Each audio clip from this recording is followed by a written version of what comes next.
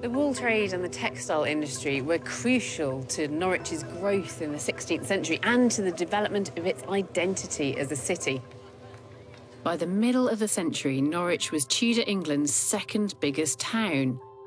But back in London, a young king with a wandering eye had sparked a spiritual revolution that was shaking the country to its core.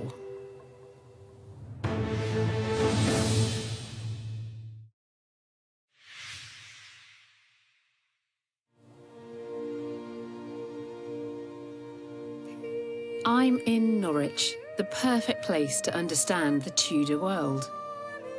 In the early 16th century, England was a Catholic country, and the church was rich and powerful, and left its mark on our towns, especially on Norwich, which today has the greatest number of medieval churches anywhere in Northern Europe.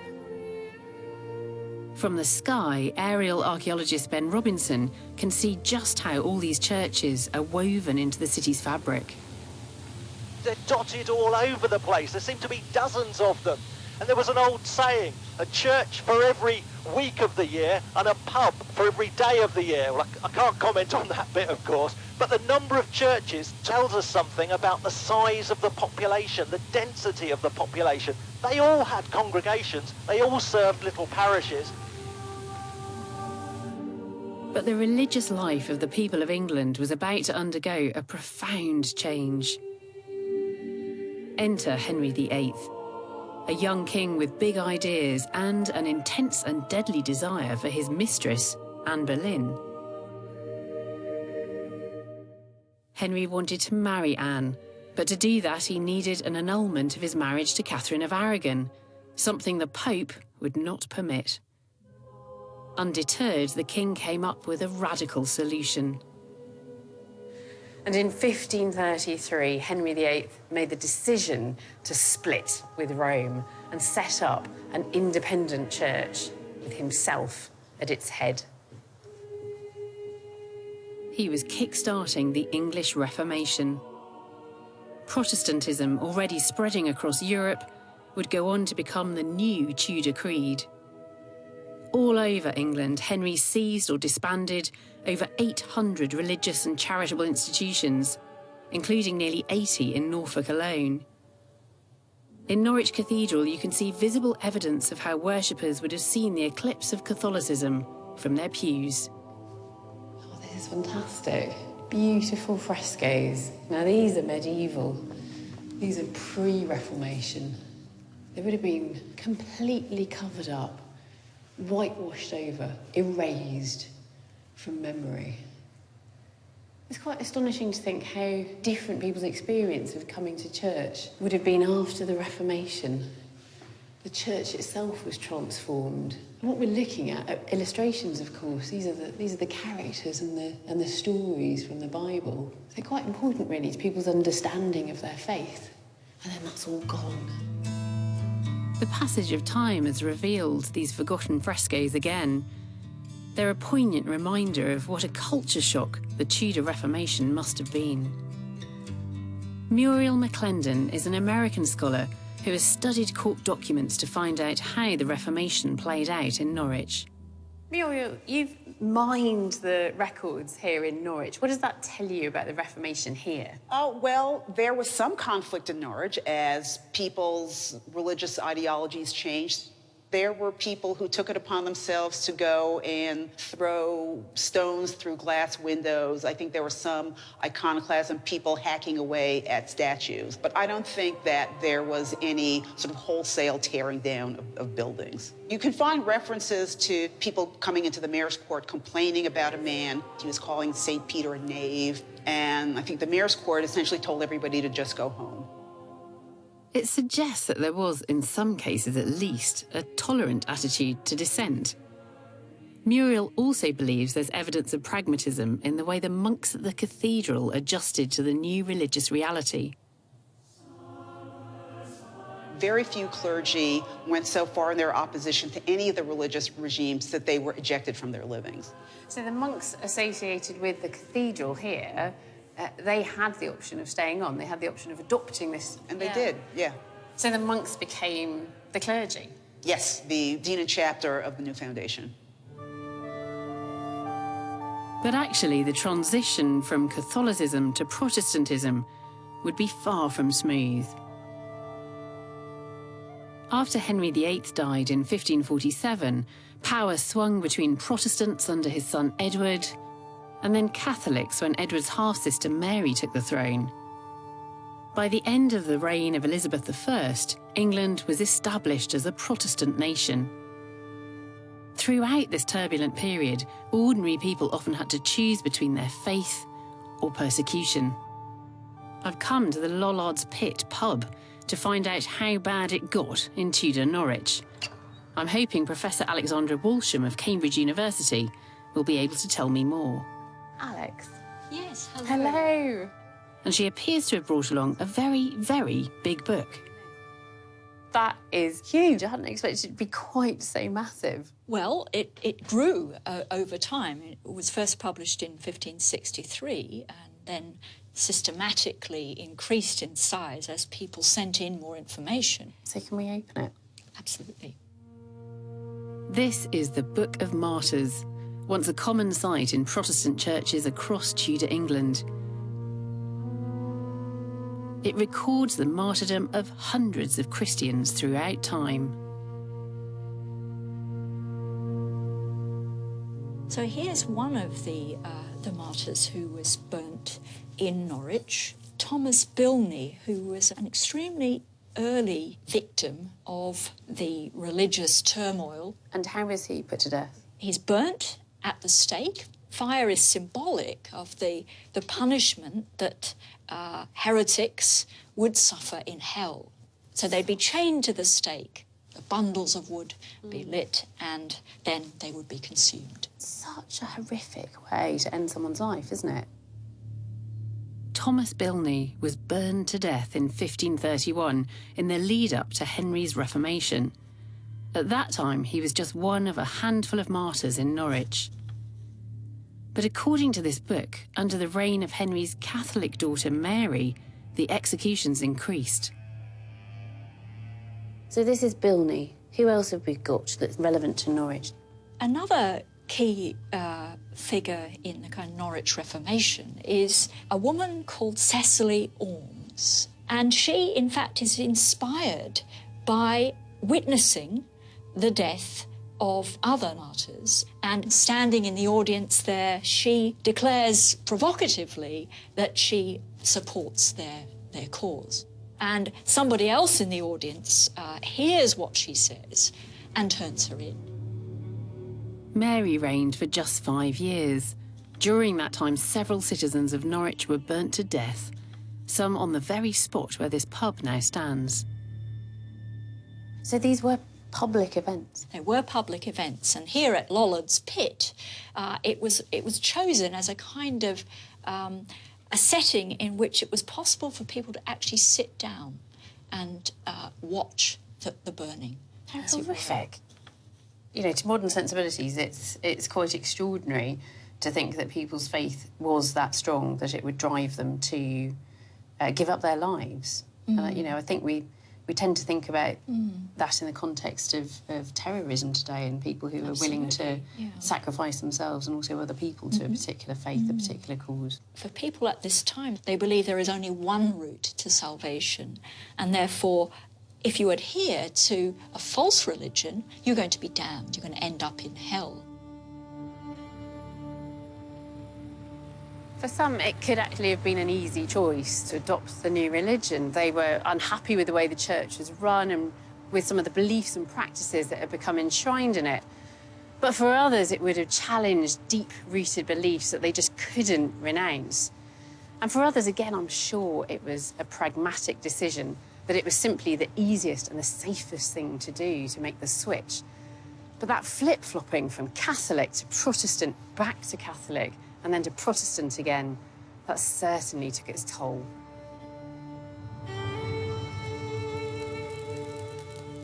Back in the 16th century, Lollards Pit is a small, natural amphitheatre. Crowds have gathered on the slopes to watch. A martyr is chained to a stake and the kindling at their feet lit. Death is drawn out and agonising. Faith in the Tudor era is dangerously fluid. It's a terrible time to be absolutely certain in your religious beliefs.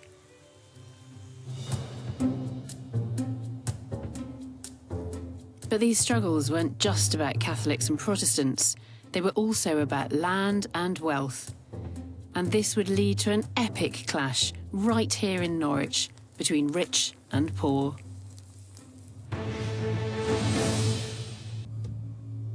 I'm in Norwich, a city packed with hints about what life was like in Tudor times.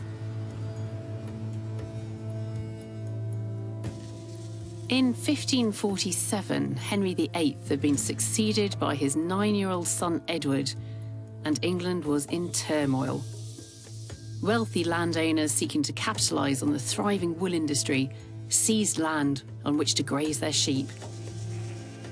The enclosure of what had previously been common land meant the rural poor had nowhere to graze their own livestock. The peasants were up in arms, and Norwich would once again be at the heart of the action. In the summer of 1549, things had reached a tipping point. The peasants were fed up with their land being taken away and enclosed. They were ripping up fences, and they had found a leader. 16,000 rebels rallied behind one man, Robert Kett. The rebels gathered on Mousehold Heath. The torches and fires of thousands of angry men would have lit up the night sky.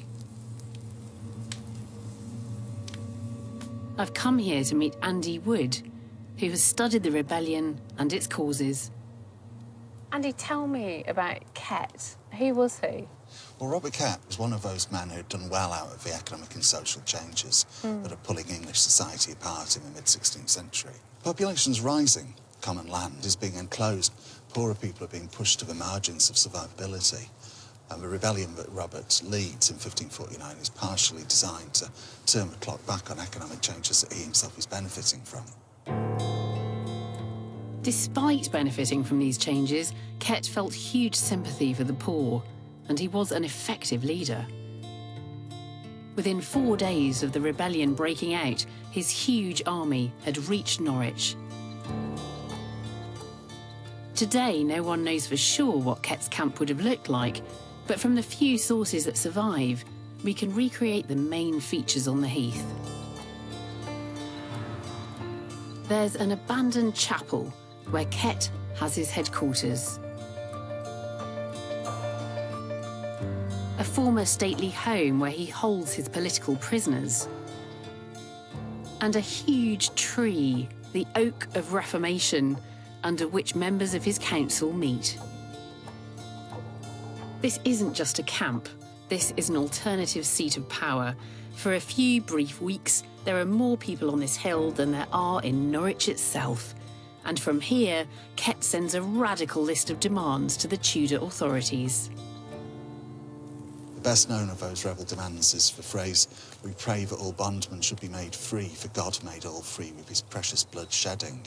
And that's a reference to the reimposition of serfdom on Norfolk estates. So you're bonded to the land, you can't move off the land without your lord's permission. You can't marry without your lord's permission. You can't educate your children without your lord's permission. Kett's demands were rejected.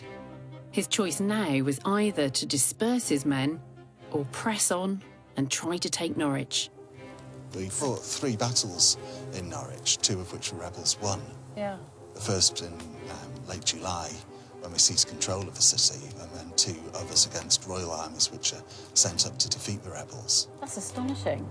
That, he's turned up with this peasant army and wins 2 battles.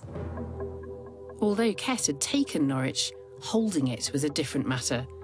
Rebels and government troops faced each other at Dussindale, outside the city gates. And archaeologists have uncovered physical evidence from that day. What we've got here are some musket balls which were excavated on the field of Dussindale, and you can see that some of them are impacted. Yeah. So that you can imagine these impacting against the armour of the rebel soldiers. 3,000 rebels were killed. Robert Kett himself was captured and sentenced to death. Robert Kett is hanged in chains from the walls of Norwich Castle, which is a horrible death that would have taken hours of excruciating torment. So do you know how long his corpse was left hanging there, then? Yeah, he was up there for 3 years, and at which point bits of it... 3 years? Andy believes this was no accident. Tudor justice was brutal and exemplary, and the authorities wanted to make a point to the citizens of Norwich. Martial law is declared, and it's clear that hundreds of people are being led away to be executed. So the bloodbath that follows is clearly intended to imprint a memory of the rebel defeat on the minds of the labouring people of Norfolk for generations afterwards.